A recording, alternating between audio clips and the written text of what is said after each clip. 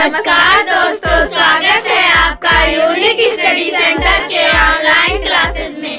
Hello नमस्कार दोस्तों, मैं विकास और आप देख रहे हैं यूनिक स्टडी सेंटर। तो ये आपकी हिंदी का अगला क्लास है।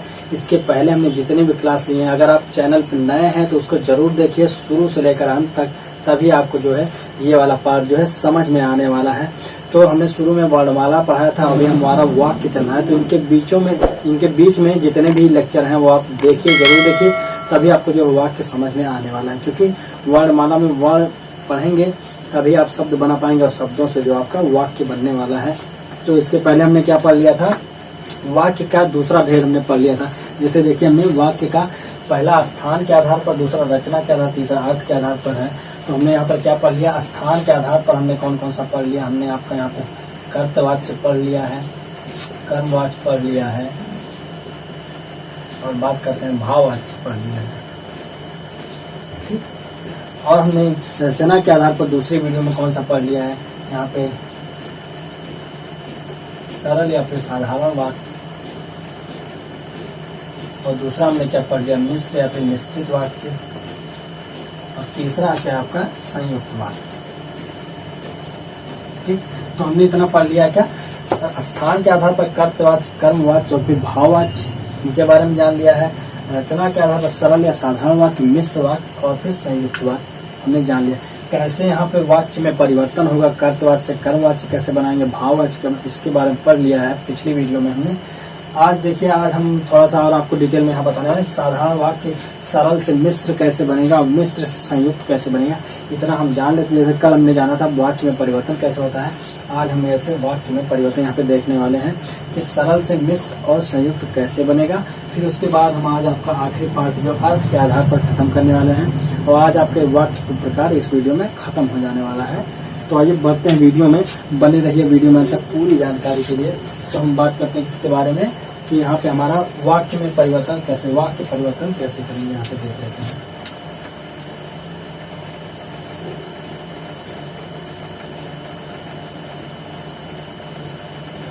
देखिए वाक्य परिवर्तन, और यहाँ पे एक छोटा सा एग्जांपल लेते हैं। जैसे वह धनी होकर भी सुखी नहीं है। क्या, वह धनी होकर भी सुखी नहीं है, इसमें ये जो है ये आपका सरल वाक्य है। वह धनी होकर भी सुखी नहीं है, वह धनी होकर भी सुखी नहीं है। अब देखिए, अब ये आपका कौन सा है, सरल वाक्य हो गया। अब सरल से जो है मिश्र कैसे बनाएंगे, देखिए मिश्र की बात करते हैं।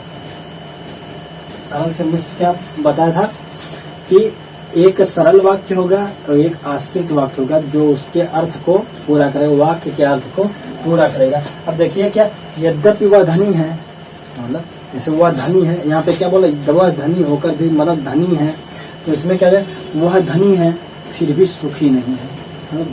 एक वाक्य वह धनी है तो हो गया, ठीक, फिर भी वह सुखी नहीं है, तो इसमें क्या हो जाएगा, जैसे अपना यद्यपि वह धनी है तथापि सुखी नहीं है।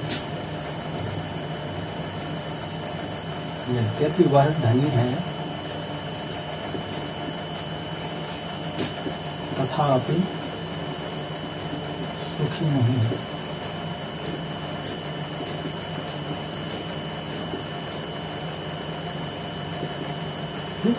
वह धनी है लेकिन फिर भी वह क्या, सुखी नहीं है। ठीक, ये आपका क्या बन गया, मिश्र। यद्यपि वह धनी है तथापि सुखी नहीं है। अब देखिए इसका संयुक्त वाक्य कैसे बनेगा, हम बात करते हैं क्या, संयुक्त वाक्य कैसे बनेगा। देखिए, वह धनी है, अब इसमें क्या समुच्चय बोधक एक जुड़ेगा ना। क्या बोला था, एक सरल वाक्य, फिर उसके साथ एक या फिर मिश्रित वाक्य, या फिर दो सरल वाक्य में समुच्चय बोधक जुड़ जाता है। वह धनी है, ठीक, और इसके साथ समुच्चय बोधक क्या है, परंतु वह सुखी नहीं है।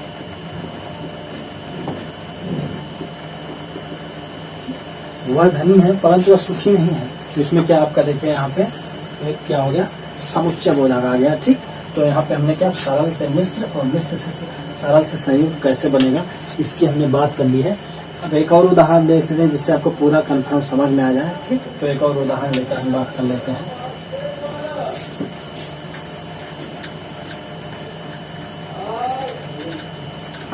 जैसे क्या हो गया आपका, शोर मचाने वाला बालक पकड़ा गया। शोर मचाने वाला बालक पकड़ा गया। ठीक, शोर मचाने वाला बालक पकड़ा गया।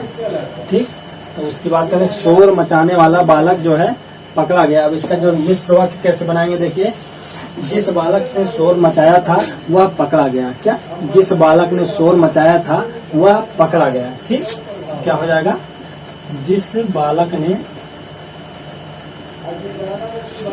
शोर मचाया था वह पकड़ा गया। जिस बालक ने शोर मचाया था वह पकड़ा गया। क्या हुआ यहाँ पे, देखिए, मिश्र वाक्य, जिस बालक ने शोर मचाया था वह पकड़ा गया, और सरल वाक्य में शोर मचाने वाला बालक पकड़ा गया। अब देखिए इसी का संयुक्त वाक्य की बात करते हैं। कुल्फी वाला आ गया है यहाँ पे। अब देखिए, संयुक्त, बालक ने शोर मचाया था इसलिए पकड़ा गया। ठीक, क्या बात, बालक ने शोर मचाया था इसलिए पकड़ा गया।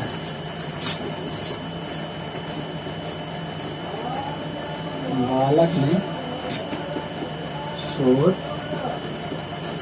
मचाया था इसलिए क्या आपका हो गया, समुच्चय बोधक हो गया। इसलिए आपका समुच्चय बोधक है, इसलिए पकड़ा गया। अब देखिए, बालक क्यों पकड़ा गया, क्योंकि उसने शोर मचाया था। तो वही जगह बालक ने शोर मचाया था इसलिए पकड़ा गया, और जिस बालक ने शोर मचाया था वह पकड़ा गया। अब ऐसे बोले वह पकड़ा गया, तो कौन पकड़ा गया भाई, हमें नहीं पता। तो एक आश्रित वाक्य क्या जोड़ा गया, जिस बालक ने शोर मचाया था वह पकड़ा गया। ठीक, तो ऐसे शोर मचाने वाला बालक पकड़ा, ये आपका सरल वाक्य हो गया। एक ही वाक्य में पूरा प्रदर्शित कर दिया गया आपको। ठीक है, तो हमने देख लिया यहाँ पे वाक्य परिवर्तन होता कैसे, इसके बारे में बात कर लिया।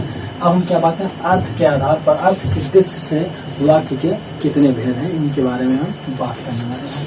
ठीक, तो उम्मीद करते हैं आपको यहाँ पे वाक्य परिवर्तन करना समझ में आएगा, और वहाँ पे वाच्य परिवर्तन करना समझ में आएगा, कर्म से कर्म और कर्म से भाव कैसे बनाते हैं। ठीक, तो हम बात करने वाले इसके तीसरे और आखिरी वाले भेद के बारे में, कि अर्थ के आधार पर जो है कितने भेद होने वाले हैं।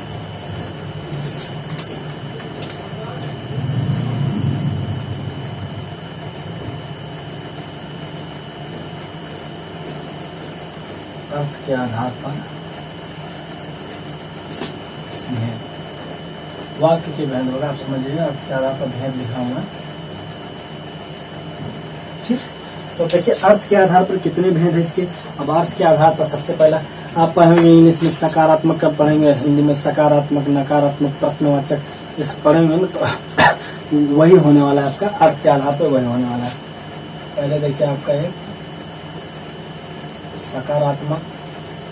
अब देखिए सकारात्मक को क्या कहते हैं, सकारात्मक को क्या कहते हैं, सकारात्मक को हम कहेंगे विधिवाचक वाक्य। ठीक, विधिवाचक वाक्य।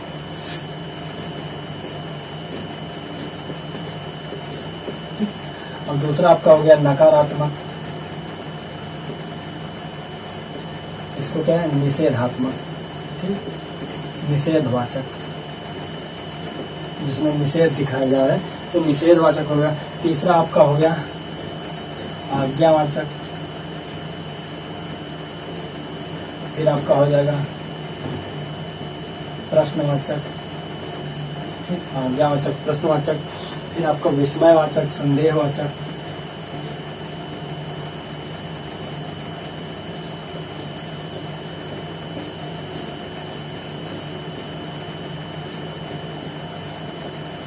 और आपका हो गया इच्छावाचक और संकेतवाचक। इच्छावाचक और संकेतवाचक। तो कितना हो गया आपका, 3 3 6 2 8 प्रकार हो गया आपके यहाँ पे वाक्य के प्रकार के बारे में हो गया। कौन कौन से हो गए, अर्थ के आधार पर कौन कौन से हो गए आपके, सकारात्मक या फिर विधिवाचक, नकारात्मक या फिर निषेधवाचक, आज्ञावाचक, प्रश्नवाचक, विस्मयवाचक, संदेहवाचक, इच्छावाचक और संकेतवाचक। तो इतने वाक्य के प्रकार हो गए आपके अर्थ के आधार पर। ठीक, तो हम एक एक करके इनके बारे में जानेंगे पूरा डिटेल में। तो वीडियो में अंत तक बने रहेगा पूरी जानकारी के लिए कि अर्थ के आधार पर कौन सा होने वाला है। तो आगे हम शुरू करने वाला क्या, सकारात्मक या फिर विधिवाचक वाक्य। ठीक, तो हम इनके बारे में बात करने वाले हैं। सबसे पहले वाले के बारे में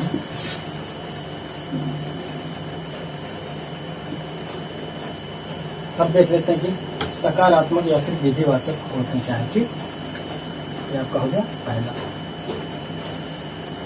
अब देखिए क्या, जिस वाक्य में कार्य का होना या करना पाया जाता है उसे विधिवाचक कहते हैं। कार्य का करना या होना पाया जाता है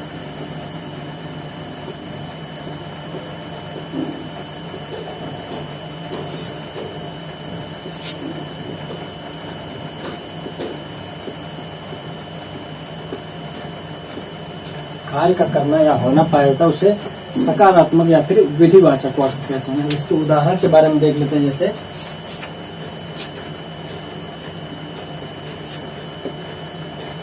सुनीता बाजार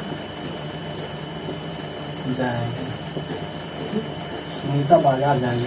अब इसमें कार्य हो रहा है या फिर किया जा रहा है, क्या कार्य का करना या होना। सुनीता बाजार जाएगी मतलब कार्य होगा, ठीक, वह जाएगी तो कार्य का करना या होना पाया जाता है। जैसे दूसरा देख लेते हैं, जैसे अध्यापक ने पाठ पढ़ाया था, अध्यापक ने पाठ पढ़ाया था। क्या अध्यापक ने पढ़ाया था, अब किसी काल में तो हुआ है ना, किसी समय में तो पढ़ाया है ना, कार्य तो हुआ है ना। अब उसमें जाएगी, उसके मतलब भविष्य में वो कार्य होने वाला है। ठीक, भविष्य में कार्य करेगी। और यहाँ पे जो है आपका कि पास्ट में मतलब भूतकाल में आपका हो चुका है, अध्यापक ने पाठ पढ़ाया था, तो कार्य का करना या होना पाया गया है ना, या फिर पाया जाएगा, तो उसी को क्या कहेंगे, सकारात्मक या फिर विधिवाचक वाक्य कहेंगे।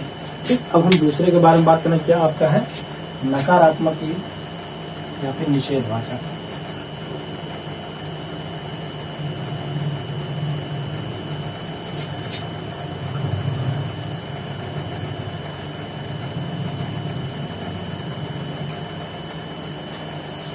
तो बात करते हैं निषेधवाचक या फिर नकारात्मक। इसमें क्या, जिस वाक्य में कार्य का नहीं होना या नहीं करना पाया जाता है। ठीक, कार्य का नहीं होना या फिर नहीं करना पाया जाता है।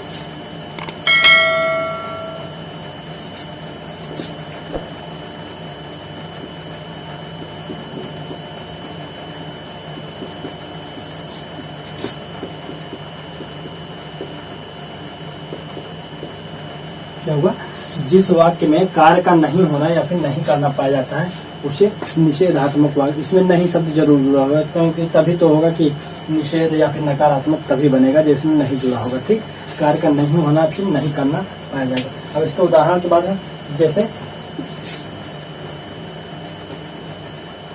शिक्षक ने पाठ नहीं पढ़ाया। ठीक, शिक्षक ने पाठ नहीं पढ़ाया, तो इसमें क्या हो गया आपका कि इसमें देखिए निषेधात्मक आ गया, वो कार्य नहीं हुआ। शिक्षक ने पाठ नहीं पढ़ाया मतलब कार्य नहीं हुआ है। जब अध्यापक ने पाठ पढ़ाया या फिर पढ़ाया था या फिर पढ़ाएगा तो आपका सकारात्मक में हो गया, चाहे भूतकाल में हो, चाहे भविष्य काल में, चाहे वर्तमान में हो। लेकिन वहाँ पे कार्य हो रहा है या फिर हुआ था या फिर होने वाला है। यहाँ पे क्या, कार्य नहीं होगा, कार्य होगा ही नहीं। ठीक, शिक्षक ने पाठ नहीं पढ़ाया मतलब नहीं पढ़ाया मतलब नकारात्मक हो गया। आपका दूसरा देख लें, जैसे माता जी मंदिर नहीं गई है। माता जी मंदिर नहीं गई है मतलब वह मंदिर नहीं गई है, तो यहाँ पे निषेध किया है। यहाँ पे जो यहाँ पे नकारात्मक वाला कार्य नहीं हुआ है, तो मंदिर जाएंगे तभी सकारात्मक होगा। तो यहाँ पे क्या हो गया, आपका नकारात्मक हो गया, कार्य का नहीं होना पाया जाता है, तो यहाँ पे आपका नकारात्मक हो जाता है। अब हम बात करेंगे क्या इसके आगे तीसरे के बारे में।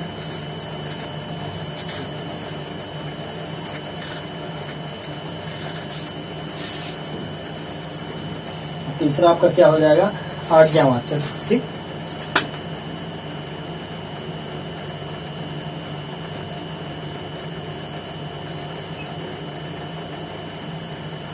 अब आज्ञावाचक से आपको लग ही रहा है, आज्ञावाचक से आज्ञा की बात हो रही है। ठीक, तो इसमें क्या कह रहा है, देखिए जिस वाक्य में किसी काम की आज्ञा या अनुमति दी जाती है। ठीक, आज्ञा से ही पता चला कि आज्ञा मतलब अनुमति। कि जिस वाक्य में किसी आज्ञा या अनुमति दी जाती है उसे हम क्या आज्ञावाचक कहेंगे। तो इसका क्या हो जाएगा ना, परिभाषा क्या हो जाएगा, जिस वाक्य में किसी काम की आज्ञा या अनुमति दी जाती है,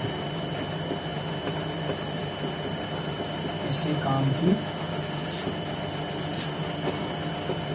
आज्ञा या अनुमति दी जाती है तो क्या हो जाएगा आपका आज्ञावाचक हो जाएगा। अब एक एग्जाम्पल के थ्रू इसको समझ लेते हैं, एक उदाहरण के माध्यम से हम इसको समझ लेते हैं कैसे होगा। उदाहरण देखिए, उदाहरण एक ऐसा चीज है ना कि आप जब परिभाषा भूल भी जाएंगे लेकिन जब उदाहरण के माध्यम से आप समझ लेते हैं वो परिभाषा कभी नहीं भूलता। क्यों? क्योंकि आप उदाहरण में देख लेते हैं कैसे उसका प्रयोग होने वाला कैसे होता है, तो हम उदाहरण के माध्यम से यहाँ देखे समझ लेते हैं ताकि आपको हमेशा के लिए याद रहे।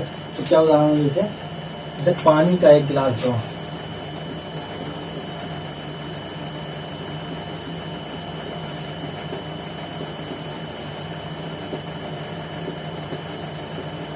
पानी का एक गिलास दो, ये पुस्तकें जो है बच्चों में बांट दो। तो ये क्या एक आज्ञा दे रहा है, एक अनुमति दे रहा है। ठीक, क्या पानी का एक गिलास दो मांग रहा है वो ना, ठीक, वो उसको आज्ञा दे रहा है ना। क्या आज्ञा दे रहा है कि पानी का एक गिलास दो, बच्चों में पुस्तकें बांट दो, मुझे खाना लाओ। ये क्या हो गया आपका आज्ञावाचक हो गया है। ठीक, यहाँ पे आपका आज्ञा या फिर अनुमति लीजिए। अनुमति में जैसे मोहन इधर आओ, ठीक, या फिर कुछ आज्ञा में क्या मोहन इधर आओ, उसको बुला रहा है तो भी क्या हो गया आपका आज्ञावाचक हो गया। तो यहाँ पे क्या क्लियर होगा आपका आज्ञावाचक क्या होता है, किसी काम की आज्ञा या फिर अनुमति दी जाती है। ठीक, हम चौथे की बात कर लेते हैं। क्या चौथा आपका हो जाएगा प्रश्नवाचक। प्रश्नवाचक से आपको समझ में आए और कि यहाँ पे प्रश्न की बात होगी, किसी से कुछ प्रश्न किया जाएगा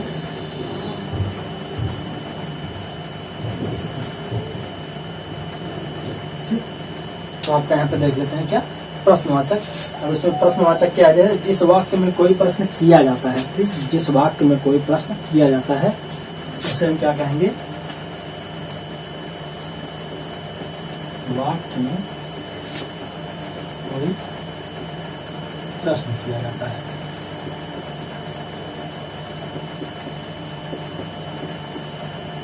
जिस वाक्य में कोई प्रश्न किया जाता है उसमें देखिए अंत में जो है आपका जो है ऐसे प्रश्नवाचक निशान जरूर होगा। ठीक, ये निशान जरूर होगा अंत में। ठीक, वाक्य के अंत में, वाक्य के अंत में प्रश्नवाचक चिन्ह जरूर लगा होगा। ठीक, तभी आपका प्रश्नवाचक हो जाएगा। अब एक एग्जाम्पल की बात कर लेते हैं। उदाहरण ये एक ऐसा माध्यम है जिससे हम चीजों को और बेहतर तरीके से समझ जाते हैं, बेहतर तरीके से कंठस्थ कर सकते हैं। ठीक, तो उदाहरण आपको देखना बहुत जरूरी है। इसलिए उदाहरण क्या हो जाएगा आपका यहाँ पे, क्या तुम घर जा रहे हो, क्या तुम घर जा रहे हो। अब देखिए यहाँ पे क्या आ गया ना, ये क्या आ गया। ठीक, क्या, क्यों, कैसे, कब, ये सब आपके क्या प्रश्नवाचक चिन्ह के, प्रश्नवाचक के जो है एग्जाम्पल है। ठीक, क्या तुम घर जा रहे हो, तो पूछ रहे हैं ना क्या तुम घर जा रहे हो, प्रश्न कर रहा है क्या तुम घर जा रहे हो। तो यहाँ पे क्या हो गया आपके एक प्रश्नवाचक। और जैसे एक देख लेते हैं, सुरेश कब तक घर आएगा, सुरेश कब तक घर आएगा। तो यहाँ पे देखिए कब कब हो गया ना, क्या हो जाए इसमें, क्या था इसमें कब। तो यहाँ पे देख लीजिए क्या हो जाए, क्या, कब, क्यों, कैसे, ये सब आएंगे तो क्या हो जाएगा आपका प्रश्नवाचक। क्या, कब, क्यों, कैसे, किसके। ठीक, ये सब आपका क्या हो जाएगा प्रश्नवाचक। जैसे सुरेश कब तक घर आएगा, उससे पूछ रहा है कब तक घर आएगा।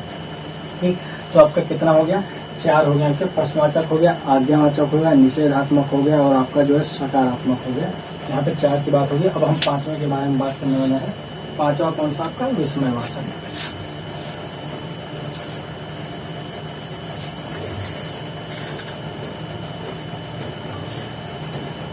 आप वीडियो जो है एक बार देख लेंगे तो थोड़ा सा अगर नहीं समझ में आता, अगर आपको क्लियर नहीं होता पूरा, तो एक बार वीडियो को जरूर दोबारा से जो किसी भी चीज को रिवाइज। सबसे अच्छी बात बताऊं क्या, 10 बुक पढ़ने से अच्छा क्या, 10 बुक पढ़ने से अच्छा है एक ही बुक को 10 बार रिवाइज कर लीजिए। ठीक, एक ही बुक को 10 बार आप पढ़ लीजिए तो उससे ज़्यादा बेहतर होगा। 10 बुक पढ़ने से ज़्यादा बेहतर है कि एक ही बुक को आप 10 बार रिवाइज कर लीजिए। वो आपके लिए ज़्यादा जरूरी और ज़्यादा बढ़िया रहेगा, तो उससे चीज़ें आपको बेहतर याद हो जाएंगी। ठीक, तो हम बात करने वाले क्या, विस्मयवाचक के बारे में।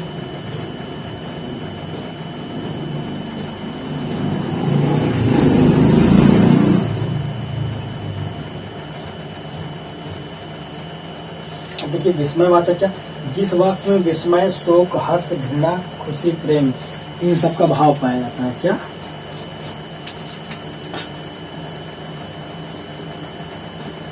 विस्मय, हर्ष, शोक, खुशी, प्रेम आदि का भाव पाया जाता है। ठीक, जिस वाक्य में विस्मय, शोक, हर्ष, खुशी, प्रेम आदि का भाव पाया जाता है उसमें क्या होता है, आपका विस्मयवाचक हो जाता है। और देखिए विस्मयवाचक में क्या होता है, विस्मयवाचक शब्द के बाद मतलब विस्मयवाचक शब्द के बाद आपका ये वाला निशान रहता है। ठीक, ये चिन्ह, विस्मयवाचक शब्द के बाद ये चिन्ह जरूर लगा होगा, जिससे आपको पता चल जाएगा, इस चिन्ह से ही आपको पता चल जाएगा कि वहाँ पे क्या है, आपका विस्मयवाचक है। ठीक, तो आपका क्या होगा, विस्मय, हर्ष, शोक, खुशी, प्रेम आदि का भाव पाया जाता है, वाक्य क्या होता है, विस्मयवाचक होता है। अब उदाहरण की बात कर लेते हैं। अब देखिए जैसे वाह,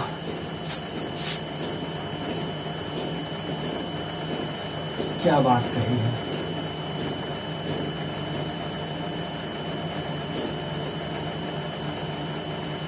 अब देखिए वाह आपका क्या हो गया, वाह हो गया ना विस्मयवाचक। तो यहाँ पे देखिए आपका ये निशान आया, लेकिन आपका क्या आया है तो प्रश्नवाचक भी हो जाएगा, लेकिन वहां पे वो प्रश्न नहीं कर रहा है, वहां पे वो बताओ वाह क्या बात कही है। ठीक, तो वहां पे वो प्रश्न तो कर नहीं रहा है, क्या बात कही है। ठीक, वहां पे बता रहे हैं वाह क्या बात कही, कितनी अच्छी बात कही है। ठीक, तो वहां पे क्या हो गया, आपका विस्मयवाचक हो गया। और देख लेते हैं आपका जैसे छी, वो लोग कितने बुरे हैं।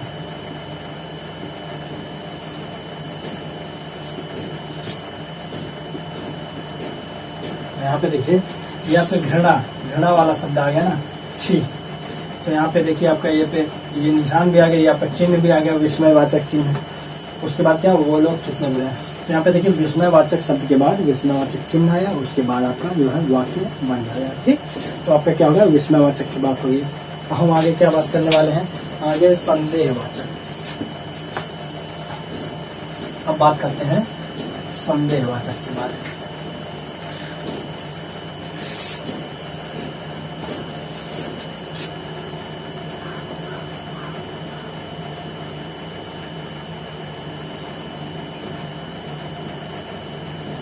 संदेह से ही पता है, इसमें वाक्य में संदेह का होना पाया जाएगा। ठीक, संदेह होगा, कुछ ना कुछ संदेह होगा। तो इसमें क्या होता है, देखिए जिस वाक्य में किसी काम के होने का संदेह या फिर संभावना पाया जाता है। ठीक, काम के होने का संदेह, किसका, काम के होने का संदेह या फिर संभावना पाया जाता है। काम के होने का संदेह या संभावना पाया जाता है। ठीक, जिस वाक्य में किसी काम के होने का संदेह या फिर संभावना पाया जाता है उसे हम संदेहवाचक कहते हैं। अब इसका एग्जांपल देख लेते हैं, जैसे क्या होगा, इसका मतलब जैसे शायद तुम्हें कल दिल्ली जाना पड़े। ठीक, शायद तुम्हें कल दिल्ली जाना पड़े। अब देखिए इसमें संदेह हो गया ना, शायद शब्द आ गया ना, शायद शब्द आ गया तो संदेह क्या, शायद जाना पड़े, हो सकता नहीं भी जाना पड़े, कुछ काम आ गया तो जाना पड़ेगा। तो शायद तुम्हें कल दिल्ली जाना पड़े, तो इसमें एक संदेह है या फिर संभावना है आपका कि शायद तुम्हें कल दिल्ली जाना पड़े, तो इसमें क्या हो गया संदेहवाचक, क्योंकि संभावना दिखा, हो सकता है नहीं भी यहाँ काम हो जाएगा तो नहीं जाना पड़ेगा। और जैसे एग्जाम्पल देख लेते हैं, कौन सा, हो सकता है आज वर्षा होगी, हो सकता है आज वर्षा हो जाए। अब देखिए हो सकता है आपका क्या है, यहाँ पे संदेह दिखा रहा है, ठीक, हो सकता है आज वर्षा हो जाए, हो सकता है नहीं भी हो, केवल बादल ही घेर के वापस चले जाए, ठीक। तो यहाँ पे हो सकता है मतलब कैन, कैन जो आपका सकना, कैन मतलब कैन जो आपका क्या संदेहवाचक में आ जाएगा, तो इंग्लिश में कैन बोलेंगे, हो सकता है कि आज वर्षा हो जाए, ठीक। वैसे ही आपका जैसे एक और हो गया, कौन सा, संभवतः सुरेश सोया नहीं होगा, हो सकता सो गया, हो सकता नहीं सोया, संभवतः बोला गया ना, तो संभावना पाई जा रही है इसमें, तो ये आपका कौन सा हो गया, ये आपका हो गया आपका संदेहवाचक। अब हम बात करेंगे क्या, इच्छावाचक के बारे में। अब देख लेते हैं इच्छावाचक। इच्छावाचक से हम इसमें इच्छा दशा है, किसी काम के होने की या करने की इच्छा, आपको शब्द क्या हेडिंग से ही पता चल जाएगा कि आपको क्या होने वाला है उसमें। अब देखिए इच्छावाचक में क्या, जिस वाक्य में व्यक्ति द्वारा इच्छा, मनोकामना, साफ, आशीष या शुभकामनाएं व्यक्त की जाती हैं उसे हम इच्छावाचक कहते हैं। क्या, वाक्य में व्यक्ति द्वारा इच्छा, मनोकामना, इच्छा, मनोकामना, साफ, अभिशाप या शुभकामना,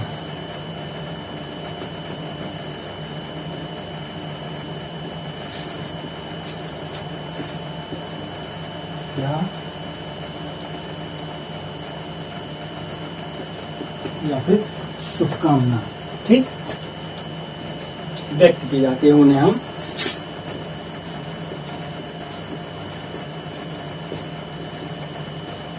क्या कहेंगे, इच्छा। मतलब वाक्य में इच्छा, मनोकामना, साफ, अभिशाप या फिर शुभ कामना व्यक्त करते हैं, उसे हम क्या बोलेंगे, उसे हम बोलेंगे कि आपका क्या, इच्छावाचक, ठीक।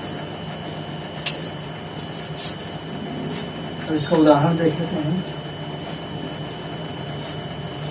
जैसे देखिए, हमेशा खुश रहो,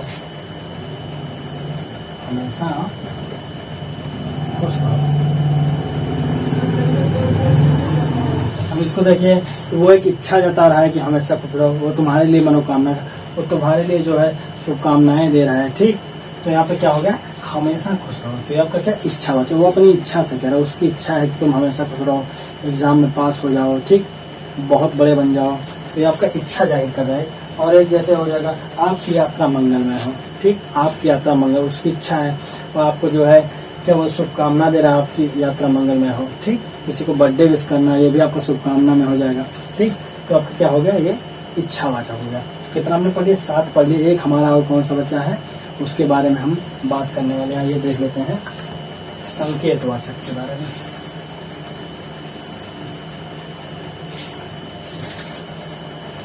आज आपका वाक्य जो है खत्म हो जाएगा, तो आपको उम्मीद करते बढ़िया से समझ में आ गया होगा। अगर नहीं समझ में आया तो एक बार जरूर आप वीडियो को रिवाइंड करके आप फास्ट मोड में भी देख सकते हैं, उससे कोई प्रॉब्लम नहीं होगी। तो आपका क्या बचा है, संकेतवाचक, आखिरी आपका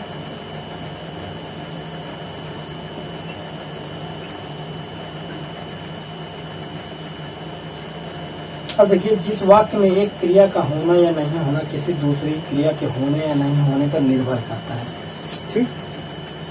क्रिया का होना या नहीं होना किसी दूसरे वाक्य पर निर्भर करता है। क्या बोला हमने, परिभाषा सुन लीजिए, जिस वाक्य में एक क्रिया का होना या नहीं होना किसी दूसरी क्रिया के होने या नहीं होने पर निर्भर, एक क्रिया का होना या ना होना किसी दूसरे क्रिया के होने या ना होने पर निर्भर करे,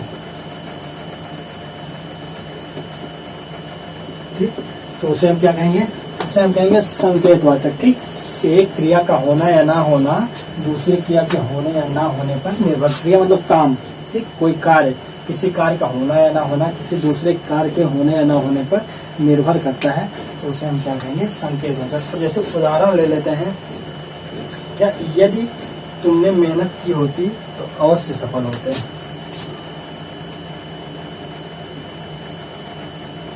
यदि तुमने मेहनत की होती तो अवश्य सफल होते।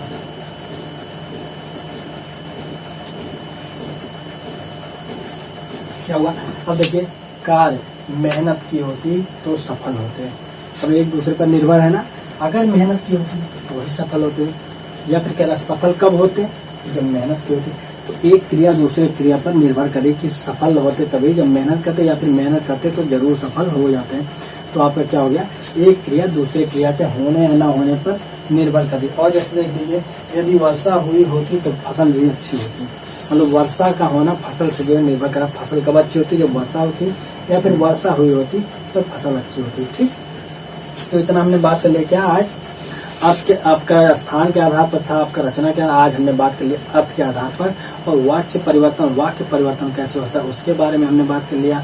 ठीक दोस्तों, तो वीडियो में अंत तक बने रहने के बहुत बहुत धन्यवाद। आपको पूरा समझ में आ गया होगा, नहीं आया तो एक बार रिवाइज जरूर कर लीजिए, और बाकी आप नए हैं तो हमारा पिछला वीडियो जरूर देखिए। और जो है आपको बता दें कि जो है अगर कुछ समझ में नहीं आता तो हम कमेंट सेक्शन में कमेंट करके पूछ सकते हैं। तो दोस्तों वीडियो को शेयर सब कीजिए, सब्सक्राइब कीजिए, लाइक कीजिए, अपने दोस्तों के पास ज़्यादा से ज़्यादा शेयर कीजिए जिनसे उनको भी मदद मिल सके हिंदी में।